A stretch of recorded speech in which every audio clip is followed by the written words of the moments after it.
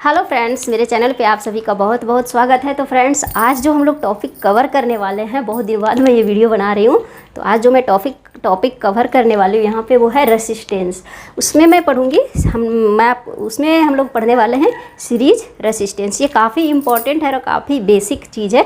और रेसिस्टेंस जो है हम लोग स्टार्ट कर लेते हैं लगभग 9-10 से ही।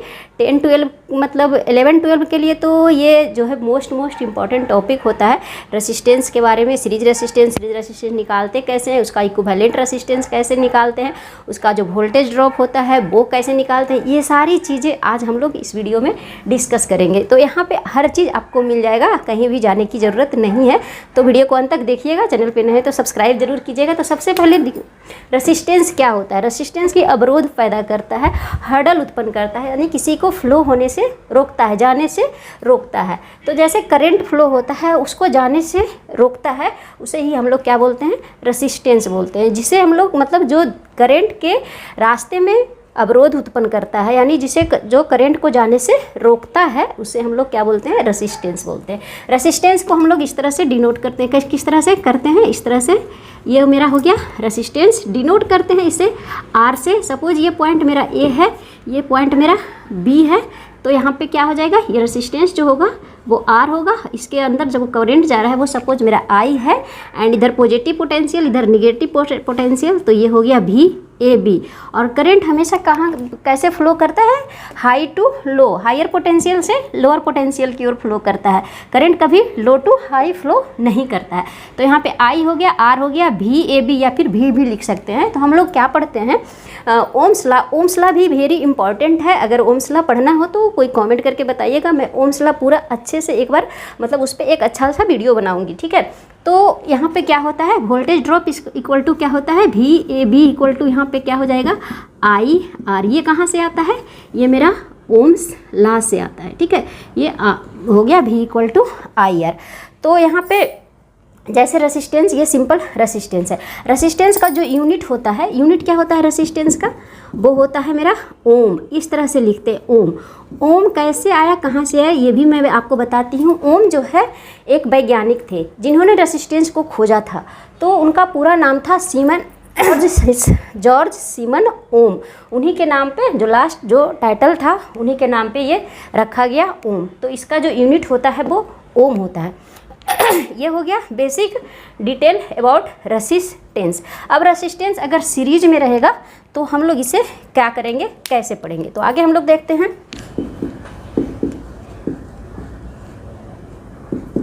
इन सीरीज, ठीक है। तो सपोज एन रेसिस्टेंस मेरा सीरीज में कनेक्टेड है। आप एक ले सकते हैं, दो ले सकते हैं, वो अपने अकॉर्डिंग लिख सकते हैं। तो मैं यहाँ पे एन रेसिस्टेंस का एग्जाम्पल देकर दिखा रही हूँ। 1 हो गया, 2 हो गया, 3 हो गया। इसी तरह से डॉट बनाएंगे लास्ट में।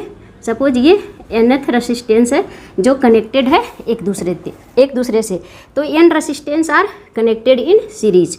तो सबसे पहले सपोज ये रेसिस्टेंस मेरा R1 है, ये R2 है, ये R3 है, और ये Rn हो जाएगा।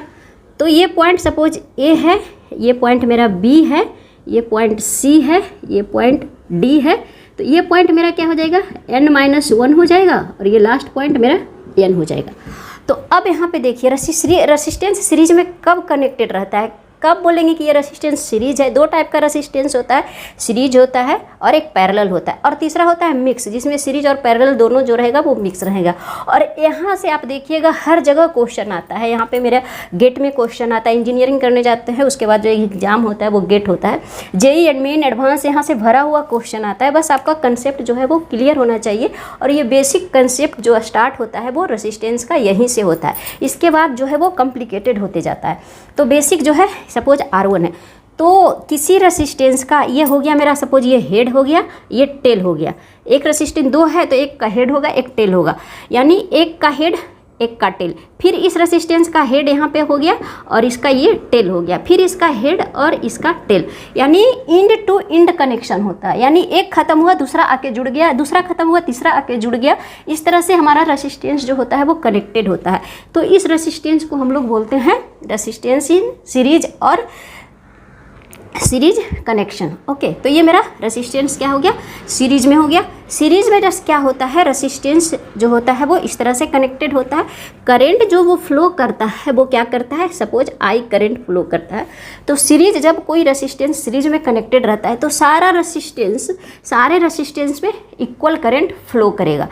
आई अगर करंट मानते हैं सपोज यहाँ से, तो यहाँ पे जो करंट निकलेगा वो भी क्या होगा, आई ही होगा।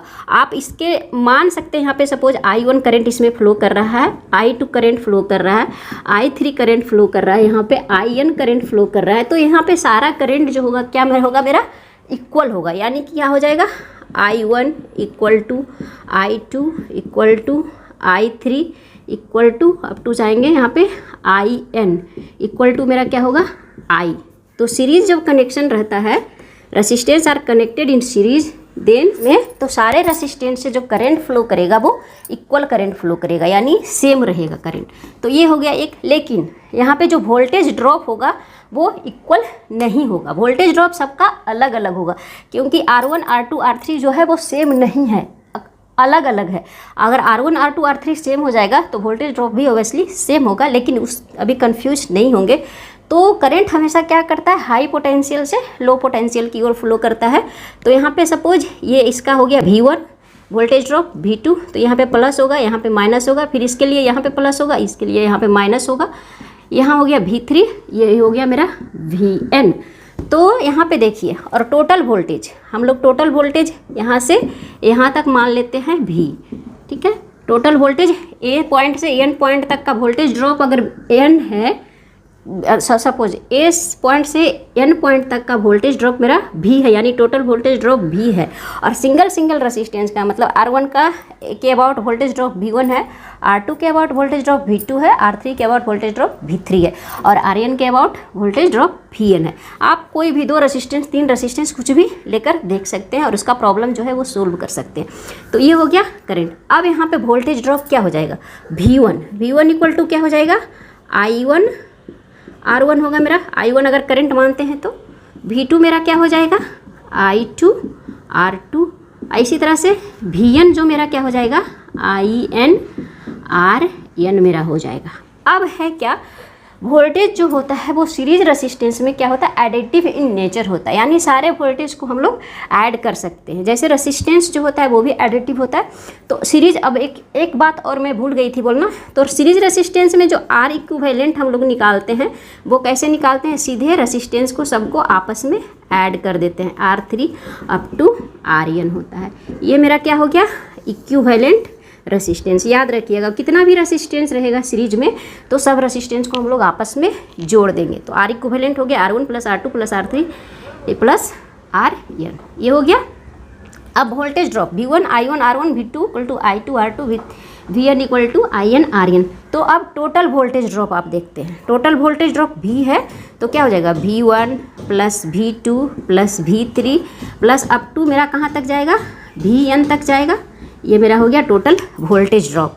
तो अब V1 के जगह पे हम लोग क्या लिखेंगे, I1 R1 plus I2 R2 plus I3 R3 up two plus IN RN, ये लिखेंगे।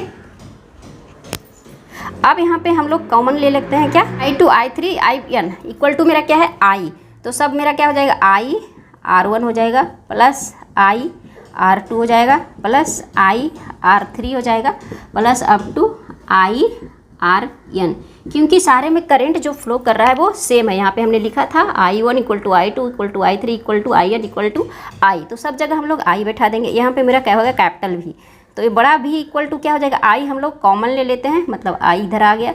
अब यहाँ पे क्या हो जाएगा, R1 plus R2 plus R3 plus up to जाएगा मेरा Rn, ये हो गया मेरा ये वोल्टेज। जब रेसिस्टेंस R सीरीज या ये टोटल रेसिस्टेंस मेरा क्या हो जाएगा, हम लोग लिखे थे R इक्विवेलेंट, इसको लिख सकते हैं, यानी V इक्वल टू क्या हो जाएगा, I R इक्विवेलेंट। इस तरह से हम लोग जो है सीरीज रेसिस्टेंस का मेन पॉइंट होता है, voltage drop about I into R equivalent हम लोगों को इम्पॉर्टेंट है। सबसे पहले तो ये इसको मैं स्टार मार्क कर देती हूँ।